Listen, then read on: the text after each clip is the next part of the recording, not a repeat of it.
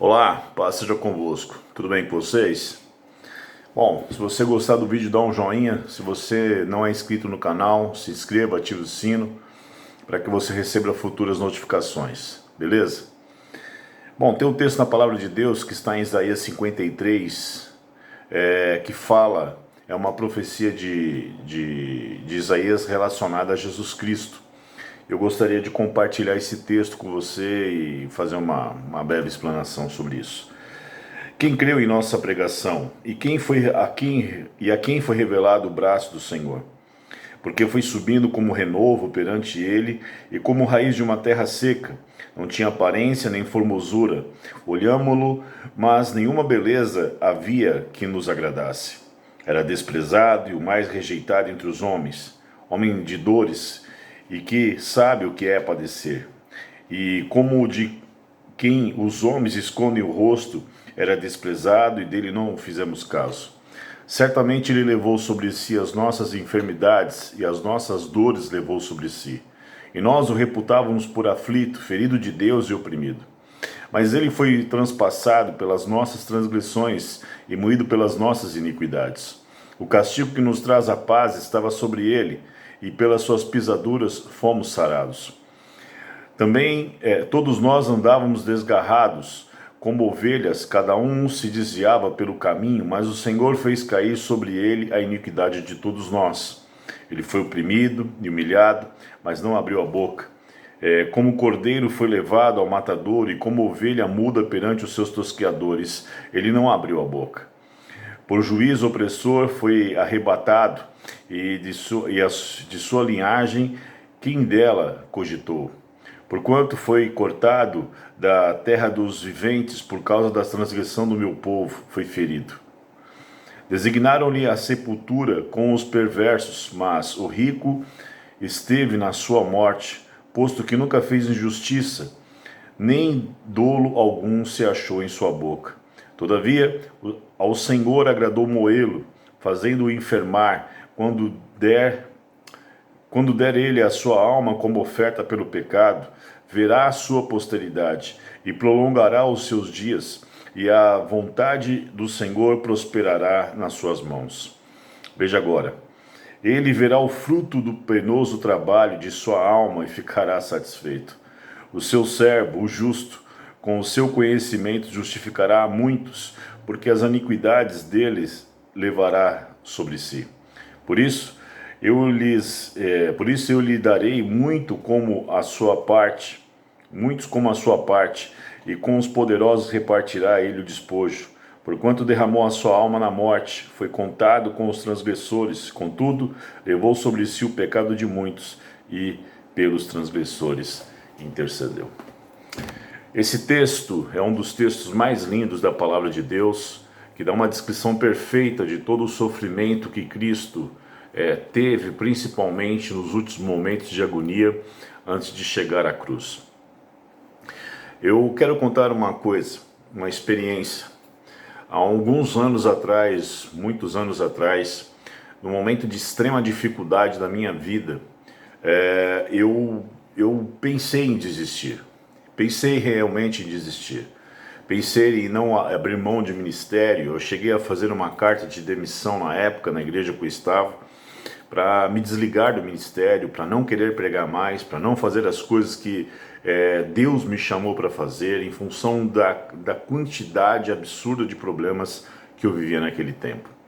Eu lembro muito bem que naquele dia o Espírito Santo impulsionou meu coração, e naquela época ainda era época de fita cassete, você alugava fitas, depois era DVD em locadora, e o Espírito me impulsionou a ir a uma locadora e pegar um filme, que inclusive esse filme eu já tinha passado para outras pessoas durante 2 vezes, e as 2 vezes eu não consegui assistir. Uma foi no churrasco de jovens, e outra foi numa outra situação na igreja, que eu coloquei para passar a fita, mas eu tive que resolver um outro problema.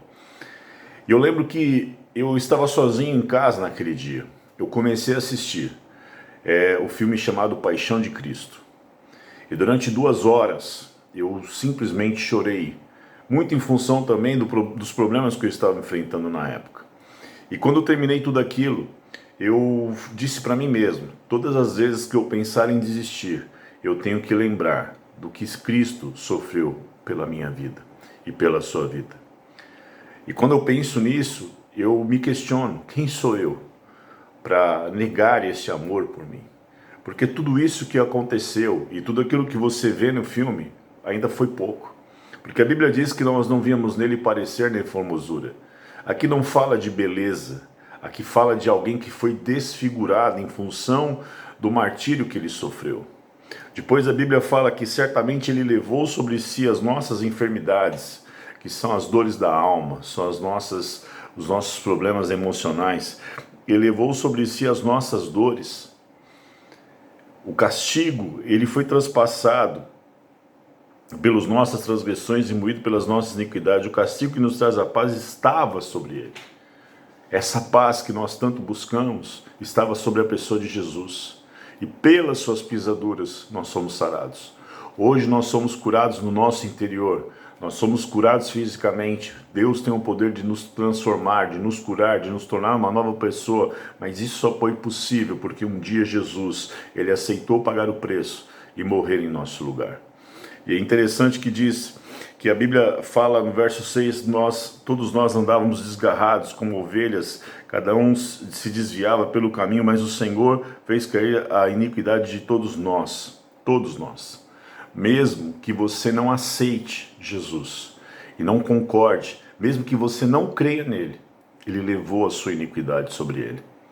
E isso é uma coisa que você não tem como apagar. Você pode negar Jesus, mas você não pode jamais dizer que ele não amou a sua vida. E o verso 7 diz assim: ele foi oprimido, humilhado, mas não abriu a boca, como o cordeiro foi levado ao matador, e como ovelha muda perante os seus tosqueadores, ele não abriu a boca.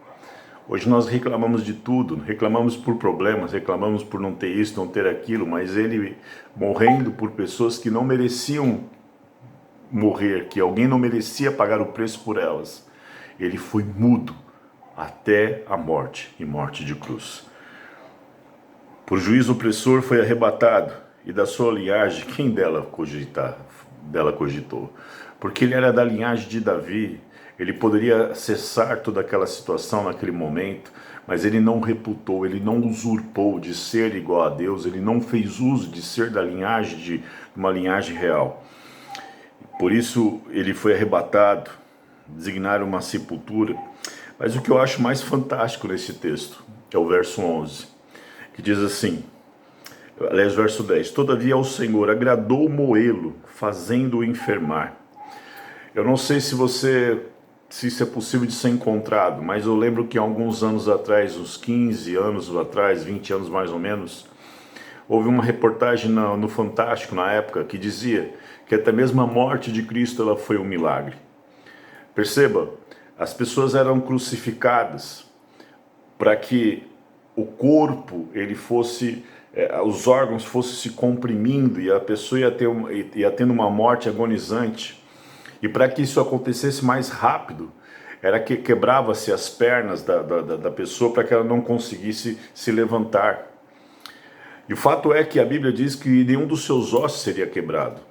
E o que aconteceu? Em 6 horas, Jesus Cristo morreu.